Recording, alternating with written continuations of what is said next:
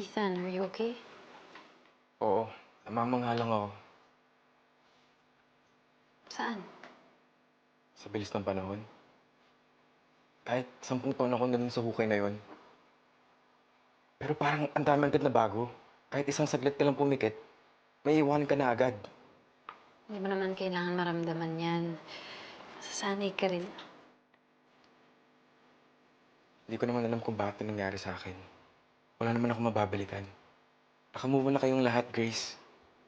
And I just feel so out of place. There's no reason why I'm still here. Ethan, lahat ng bagay may dahilan. Parang ito nangyari sa akin, wala naman eh. Parang napaglaruan lang ako ng tadhana. Kung hindi ba ako bumalik, makakalimutan mo na ba ako ng tuluyan? Hindi mo ba ako mahal, Grace?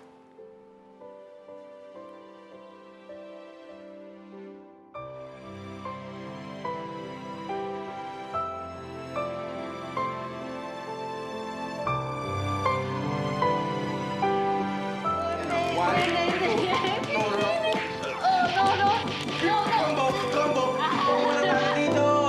Ako yung master! Hey, what?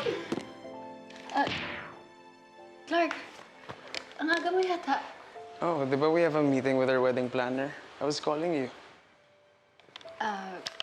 Masyado kasi kaming nag-enjoy ni Ethan maglaro. Nakalimutan ko. Can we talk?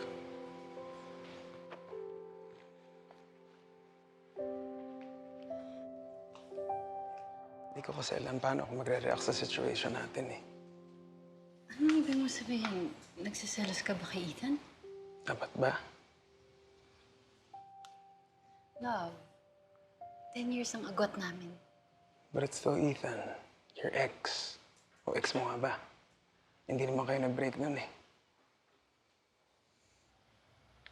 Love, remember, this is Ethan, your best friend.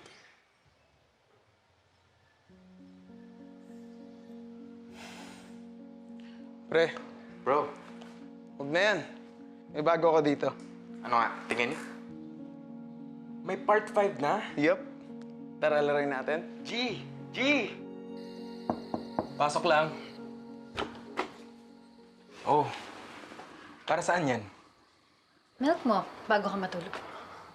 Ano ako, bata, Grace? 17 years old na ako, baka nakalimutan mo.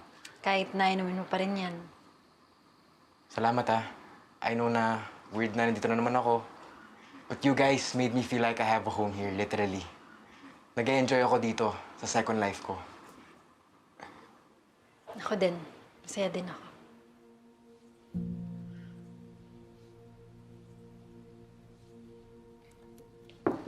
Love, okay ka na?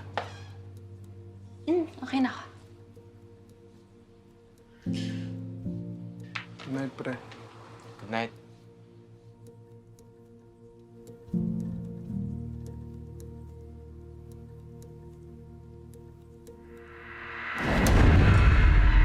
Sino ka?